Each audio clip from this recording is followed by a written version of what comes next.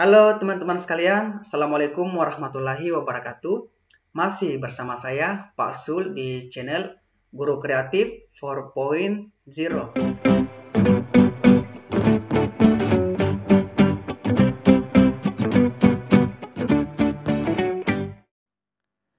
Oke, baik Bapak Ibu, Bismillahirrahmanirrahim. Untuk video kali ini, kami akan menjelaskan modul karakteristik dan kemampuan awal peserta didik. Nah, Bapak Ibu, sebelum kita lanjut ke materi dan indikatornya, serta soal-soalnya, jadi saya ingin mengingatkan kembali Bapak Ibu, karena banyaknya japri kami di via Telegram tentang kelas premium Guru Kreatif 4.0 Bapak Ibu, maka kami akan rencana membuka kembali pendaftaran kelas premium untuk batch 3. Jadi Bapak Ibu, batch 3 ini merupakan batch terakhir untuk kami. Jadi kami tidak akan buka lagi pendaftaran kelas premium terakhir pada batch 3 ini karena kuota yang kami terima terbatas, mungkin sekitar 30 orang saja. Nah, jika Bapak Ibu berminat, silakan hubungi kami japri via Telegram di https://t.me/Paksul Guru Kreatif. Oke, Bapak Ibu, keunggulan dari mengikuti kelas premium ini Bapak Ibu akan berdiskusi, kemudian akan menjawab kuis-kuis, pretest, post-test, tryout, dan sebagainya. Dan ini tentunya nanti akan memudahkan Bapak Ibu nanti untuk lolos P3K 1 kali tes di bulan Agustus 2021. Baik, Bapak Ibu, kami tunggu ya jika ada Bapak Ibu yang berminat. Untuk materi karakteristik dan kemampuan awal peserta didik, indikator yang harus Bapak Ibu kuasai diantaranya yang pertama, mengetahui pengertian karakteristik peserta didik, kemudian mengetahui jenis-jenis karakteristik umum peserta didik, mengetahui pengertian kemampuan awal, tujuan identifikasi pengetahuan awal, teknik mengetahui kemampuan awal, serta jenis-jenis kemampuan awal dari peserta didik. Jadi Bapak Ibu ada 6 indikator yang harus Bapak Ibu kuasai setelah membaca modul keempat dan kelima. Yang pertama, pengertian dari karakteristik peserta didik. Bapak Ibu, dari kata karakter, ini merupakan ciri atau sifat. Jadi, karakteristik peserta didik ini merupakan ciri atau sifat dan atribut yang melekat pada peserta didik yang menggambarkan kondisi peserta didik. Misalnya usia, gaya belajar, kondisi sosial ekonomi, dan sebagainya. Karakteristik peserta didik dimaksudkan untuk mengenali ciri-ciri dari setiap peserta didik yang nantinya akan menghasilkan berbagai data terkait siapa peserta didik yang kita ajar dan sebagai informasi penting yang nantinya dijadikan pijakan dalam menentukan berbagai metode yang optimal guna mencapai keberhasilan kegiatan pembelajaran. Nah, untuk jenis-jenis atau ragam atau macam-macam dari karakteristik peserta didik Bapak Ibu, yang pertama ada gender. Jadi gender ini biasanya Bapak Ibu dalam satu kelas, anak didik kita ini terdiri atas laki-laki dan perempuan. Kemudian etnik. Nah, ini Bapak Ibu sangat sulit membedakan antara etnik dan kultural. Kata kunci dari etnik adalah suku. Jadi persamaan dari etnik adalah suku. Di dalam suatu kelas, terkadang terdapat satu jenis etnik atau beberapa etnik. Misalnya ada etnik Jawa, suku Sunda, Minang, Dayak, Bugis, Mandar, dan sebagainya. Nah, contoh dari etnik Bapak Ibu adalah pakaian adat. Kemudian yang kedua adalah usia. Usia peserta didik secara umum dapat diklasifikasikan berdasarkan tingkat sekolah. Jadi misal usia anak TK berapa tahun, SD, SMP, SMA, dan sebagainya. Yang ketiga adalah kultural. Nah, kalau tadi etnik adalah suku seperti Jawa, Sunda, dan sebagainya, dan contohnya adalah pakaian adat. Nah, kultural ini Bapak Ibu, ini lebih ke kesenian, ke kepercayaan, norma, kebiasaan, dan adat istiadat. Contoh kesenian adalah lagu daerah, bahasa daerah, alat tradisional, musik daerah, dan sebagainya. Jadi kata kunci dari kultural Bapak Ibu adalah kesenian, kepercayaan, norma, kebiasaan, dan adat istiadat. Contoh dari kultural adalah lagu daerah. Jadi jika nanti ada soal yang tentang lagu daerah yang dibahas, kata kuncinya lagu daerah, maka Bapak Ibu langsung jawab saja bahwa itu adalah kultural. Jika nanti ada soal jelaskan tentang bahasa daerah yang digunakan, Bapak Ibu langsung jawab saja bahwa itu adalah kultural. Next, status sosial ekonomi. Ingat bahwa dalam suatu kelas Bapak Ibu, anak didik kita ini memiliki status sosial dan status ekonomi yang berbeda-beda. Jadi status sosial itu misalnya ada peserta didik dari anak pejabat dan anak pegawai biasa. Sedangkan status ekonomi adalah ada anak orang kaya dan anak orang kurang mampu. Yang terakhir adalah minat. Dalam suatu kelas, siswa memiliki bermacam-macam tingkatan minat belajar. Ada siswa yang memiliki minat belajar tinggi, sedang, dan rendah. Jadi Bapak Ibu ada 6 karakteristik peserta didik yang harus Bapak Ibu kuasai. Gender, etnik, usia, kultural, status sosial ekonomi, dan minat. Sehingga nanti Bapak Ibu ketika ada soal seperti ini, Pak Taslim adalah seorang guru sejarah pada saat memulai pembelajaran di kelas. Pak Taslim ini melihat sebagian peserta didiknya mengantuk dalam kelas. Apalagi jadwal mata pelajaran sejarah berada di jam terakhir di kelas tersebut. Melihat kondisi siswanya tersebut, Pak Taslim ini mengubah metode pembelajaran yang lebih mengaktifkan siswa. Sehingga metode pembelajaran yang telah direncanakannya di RPP mengalami perubahan. Strategi yang dilakukan Pak Taslim ini ternyata ampuh membuat siswa lebih bersemangat untuk belajar. Apa yang dilakukan Pak Taslim ini merupakan aspek karakteristik siswa dalam hal A. Usia, B. Status sosial, C. Kultural, D. Intelektual, dan E. Minat. Maka Bapak Ibu untuk soal ini jawabannya adalah minat. Oke. Kenapa minat Bapak Ibu? Kata kuncinya adalah Pak Taslim ini melihat siswa mengantuk dalam kelas. Siswa yang mengantuk ini berarti siswa yang kurang semangat belajar. Kurang semangat berarti minat belajarnya rendah. Nah, solusi yang dilakukan Pak Taslim adalah mengubah metode pembelajaran. Jadi, karakteristik yang dinilai Pak Taslim di sini adalah minat belajar. Pak Taslim mampu membuat minat belajar siswa yang tadinya rendah ini menjadi tinggi karena metode atau strategi yang digunakan ini lebih mengaktifkan siswa untuk belajar. Oke, jelas ya Bapak Ibu? Jadi ini lebih ke minat. Kata kuncinya adalah metode pembelajaran dan mengantuk di dalam kelas. Siswa yang mengantuk berarti siswa yang minat belajarnya rendah. Oke, next Bapak Ibu, contoh yang kedua. Bu Nana adalah seorang wali kelas di kelas 11 MIPA 1. Untuk menjalin keakraban dengan anak didiknya, Bu Nana memanggil satu persatu anak didiknya dan mewawancarainya. Bu Nana ini menanyakan bagaimana keadaan keluarga setiap anak didiknya, seperti pekerjaan ayahnya, di mana tempat tinggalnya, dan sebagainya.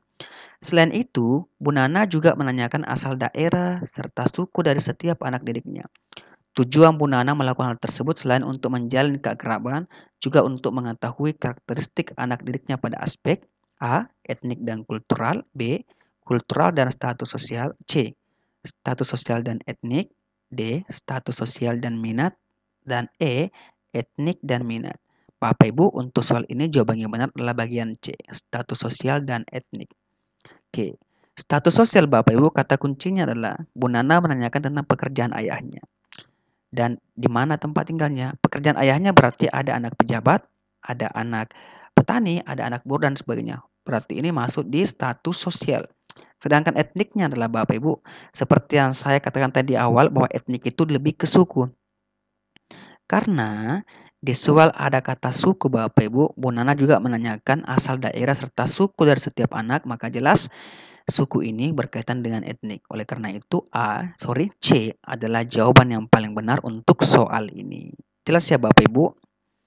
Oke, next Bapak Ibu, kita ke pengertian kemampuan awal. Kemampuan awal merupakan seperangkat pengetahuan dan keterampilan yang relevan yang dimiliki oleh peserta didik pada saat sekarang. Jadi sebelum mengikuti pembelajaran. Apa fungsinya Bapak Ibu? Ini sebagai referensi atau input utama bagi teman-teman atau bagi Bapak Ibu sebelum melaksanakan proses pembelajaran. Terutama untuk menetapkan tujuan pembelajaran serta desain pembelajaran yang bermakna bagi peserta didik. Jadi kemampuan awal adalah seperangkat pengetahuan yang digunakan oleh guru untuk mengetahui pemahaman peserta didik sebelum mengikuti pembelajaran. Tujuannya sebagai referensi atau data bagi Bapak Ibu untuk menentukan tujuan pembelajaran. Kenapa kita mesti mengidentifikasi kemampuan awal peserta didik Bapak Ibu? Yang pertama, tentunya untuk memberikan dosis pelajaran yang tepat. Artinya, materi yang diberikan dapat diorganisasikan dengan lebih baik. Tidak terlalu mudah bagi peserta didik karena materi yang akan diajarkan ternyata sudah dikuasai oleh peserta didik. ataupun tidak terlalu sulit karena bisa saja terjadi kesenjangan yang cukup jauh antara kemampuan awal peserta didik dengan pengetahuan baru yang harus dikuasai. Jadi Bapak Ibu, tujuan kita mengidentifikasi kemampuan awal dari peserta didik adalah untuk memberikan dosis pelajaran yang tepat. Jadi ada anak Bapak Ibu, setelah kita identifikasi kemampuan awalnya, ada anak yang memang sudah pintar, ada anak yang sudah menguasai materi yang akan kita ajarkan. Tetapi ada juga anak didik kita yang sama sekali tidak mengetahui materi yang akan kita ajarkan. Oleh karena itu, dengan mengidentifikasi kemampuan awal, kita bisa memberikan dosis pelajaran yang tepat. Tentunya jika anak didik kita sudah mampu menguasai materi, mengetahui materi yang akan kita ajarkan, tentu materi yang akan kita ajarkan ini terasa lebih mudah. Tetapi jika anak didik kita sama sekali tidak tahu tentang materi yang akan kita ajarkan nantinya, maka tugas kita sebagai guru adalah memberikan materi yang banyak yang mudah dipahami oleh siswa kita.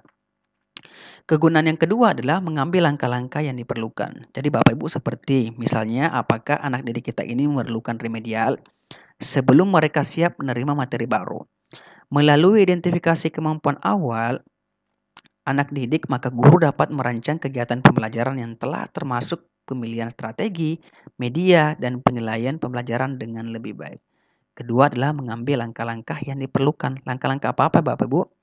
Langkah-langkah apa saja Bapak Ibu? Yakni strategi Bapak Ibu. Strategi yang kita gunakan setelah kita tahu bagaimana kemampuan awal anak didik kita. Yang ketiga adalah mengukur apakah peserta didik ini memiliki prasyarat yang dibutuhkan. Nah, prasyarat yang dimaksud di sini adalah kompetensi yang harus dimiliki oleh peserta didik sebelum mengikuti pelajaran tertentu. Kenapa Bapak Ibu?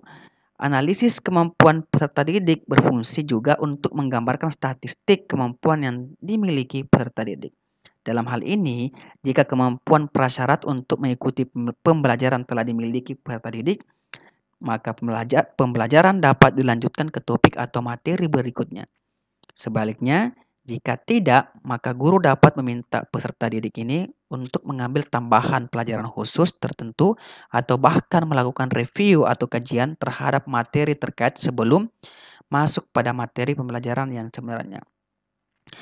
Jadi Bapak Ibu, contohnya Bapak Ibu, jadi contoh A, materi A dan materi B. Materi A ini Bapak Ibu kita telah ajarkan. Sedangkan untuk memasuki materi B Bapak Ibu, siswa kita ini harus menguasai materi A. Karena materi B ini ada hubungannya dengan materi A. Siswa kita tidak akan mengerti materi B jika siswa kita tidak menguasai materi A. Oleh karena itu, syarat untuk masuk ke materi B, siswa harus mengerti materi A. Itulah yang disebut dengan prasyarat yang dibutuhkan. Jadi, untuk masuk ke materi B, siswa harus lulus dulu, harus menguasai dulu materi A. Karena materi B ada hubungannya dengan materi A. Siswa tidak akan bisa menguasai materi B jika siswa belum menguasai materi A. Next Bapak Ibu, untuk kegunaan dari identifikasi kemampuan awal adalah memilih pola-pola pembelajaran yang lebih baik. Ingat, dengan mengidentifikasi kemampuan awal, maka guru dapat mendesain skenario pembelajaran dengan lebih baik, serta menentukan materi dengan lebih terorganisir, memilih strategi apa yang akan digunakan, serta menentukan media pembelajaran apa yang tepat dan dapat digunakan untuk membantu kegiatan pembelajaran. Oke, Bapak Ibu next. Kemudian, teknik-teknik mendeteksi kemampuan awal. Yang pertama, Bapak Ibu menggunakan catatan atau dokumen yang tersedia. Nah, catatan atau dokumen yang dimaksud di sini adalah rapor. Bapak Ibu, rapor atau catatan kemajuan peserta didik. Nah, rapor ini dapat kita jadikan sebagai salah satu sumber referensi untuk mendeteksi kemampuan awal. Pak, bagaimana caranya, Bapak Ibu? Nah, ketika kita melihat rapor anak didik kita dan kita melihat nilainya, contoh di mata pelajaran matematika, anak ini mendapat nilai 90 di mapel matematika. Nah, dari nilainya itu Bapak Ibu, kita bisa tahu bahwa kemampuan awal siswa ini di mapel matematika ini tinggi. Nah, begitupun di siswa yang lainnya. Ketika kita lihat nilai matematikanya dapat 70 atau hanya mencapai KKM, maka kita bisa tahu bahwa si B ini kemampuan awalnya di matematika masih sangat rendah. Oke, jadi salah satu tekniknya adalah menggunakan catatan atau dokumen yang tersedia. Yang kedua adalah menggunakan tes prasyarat dan tes awal. Tes prasyarat adalah tes untuk mengetahui apakah peserta didik ini telah memiliki pengetahuan dan keterampilan yang diperlukan ataupun dipersyaratkan sebelum mengikuti pelajaran tertentu. Sedangkan tes awal atau pretest merupakan tes yang dilakukan untuk mendeteksi seberapa jauh peserta didik ini telah memiliki pengetahuan dan keterampilan terkait pelajaran yang akan diikuti.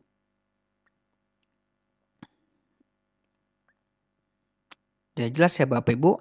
Yang ketiga adalah Bapak Ibu adalah mengadakan konsultasi individual. Ingat bahwa teknik ini dapat dilakukan oleh guru dengan cara mewawancarai anak didik secara informal. Bisa berupa konseling untuk mengetahui prestasi peserta didik ini ataupun untuk mengelaborasi masalah yang mungkin sedang dimiliki oleh peserta didik.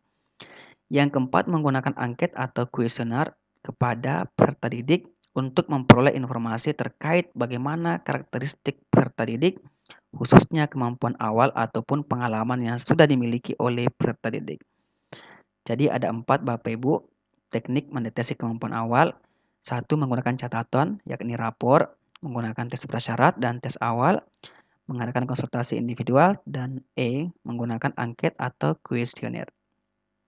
Next, Bapak Ibu, jenis-jenis kemampuan awal. Yang pertama ada keterampilan intelektual. Keterampilan intelektual Bapak Ibu merupakan jenis pengetahuan prosedural yang memerlukan kemampuan awal dengan jenis komponen keterampilan yang lebih sederhana. Nah, keterampilan intelektual ini contohnya adalah diskriminasi, konsep konkret, penggunaan aturan, dan pemecahan masalah. Diskriminasi Bapak Ibu yang dimaksud di sini adalah respon yang diberikan oleh siswa ketika kita memberikan stimulus. Dari contoh Bapak Ibu, ketika saya ingin mengajarkan materi tentang sistem pencernaan di kelas 6 atau kelas 5 SD ataupun di kelas 11, kelas 10. Nah, ketika saya mengajukan pertanyaan, anak-anak ada yang tahu tidak apa yang dimaksud dengan sistem pencernaan. Jadi ada siswa yang tahu bahwa sistem pencernaan adalah seperti ini dan sampai ada juga siswa yang tahu organ-organ apa saja yang berhubungan dengan sistem pencernaan.